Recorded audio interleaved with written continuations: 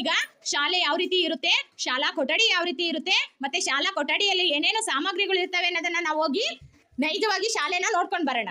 Okay, next ನೀವು ಅಂಗನವಾಡಿಯಿಂದ ಮುಂದೆ ಎಲ್ಲಿಗೆ ಹೋಗ್ತೀರಾ ಹೇಳ್ರಿ? ಅಂಗನವಾಡಿ ಮುಗಿದಾದ್ಮೇಲೆ ನೆಕ್ಸ್ಟ್ ಹೋಗೋದೇ ಶಾಲೆಗೆ. ಈಗ ನಮ್ಮೂರ ಶಾಲೆ ಅಂದ್ರೆ ನಮ್ಮೂರಲ್ಲಿ ಇರ್ತಕ್ಕಂಥ ಶಾಲೆ. ನೆಕ್ಸ್ಟ್ ನೀವು 1ನೇ ತರಗತಿಗೆ ಹೋಗ್ತಕ್ಕಂಥ ಶಾಲೆನ ನೋಡ್ಕೊಂಡ್ ಬರೋಣ. ಹೋಗೋಣ ಎಲ್ಲ? ಬರ್ರಿ ಹಾಗಾದ್ರೆ ಹೋಗೋಣ. ಮಕ್ಳೇ, ನೀವೀಗ ಎಲ್ಲಿ ಬಂದಿದ್ದೀರಿ ಹೇಳ್ರಿ? ನೋಡಿ, ನಮ್ಮೂರ ಪಾಠಶಾಲೆ ಇದು. ಈಗ ಒಳಗೋಗಿ ನೋಡ್ಕೊಂಡ್ ಬರೋಣ ಏನೇನಿದೆ ಅಂತ. ನಡ್ರಿ ಒಳಗ್ ನಡ್ರಿ.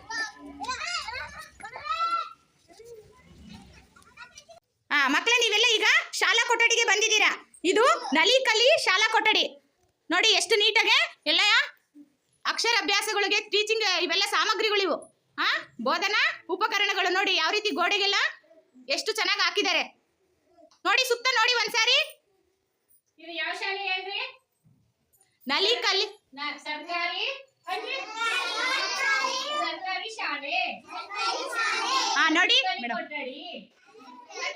ನೋಡಿ, ಇವ್ರ ಹೆಸರು ಸುನಂದ ಮಿಸ್ ಅಂತ. ನಲಿಕಲಿ ಶಾಲೆಯ ಈ ಕೊಠಡಿಯ ಶಿಕ್ಷಕಿ ಇವರು.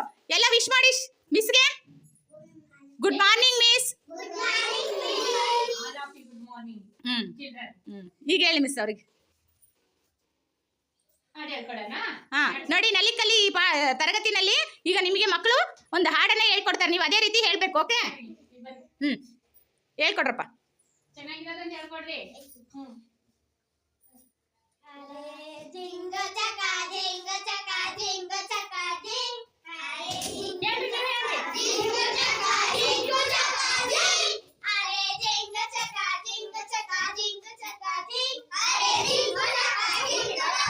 ಮಿಸ್ಗೆಲ್ಲ ಥ್ಯಾಂಕ್ಸ್ ಹೇಳ್ರಪ್ಪ. ಥ್ಯಾಂಕ್ ಯು ಮಿಸ್ ಅಂತ ಹೇಳ್ರಿ. ಹಾಗೆ ಬಾಯ್ ಹೇಳ್ರಿ. ಬಾಯ್ ಹೇಳ್ರಿ ಮಿಸ್ಗೆ.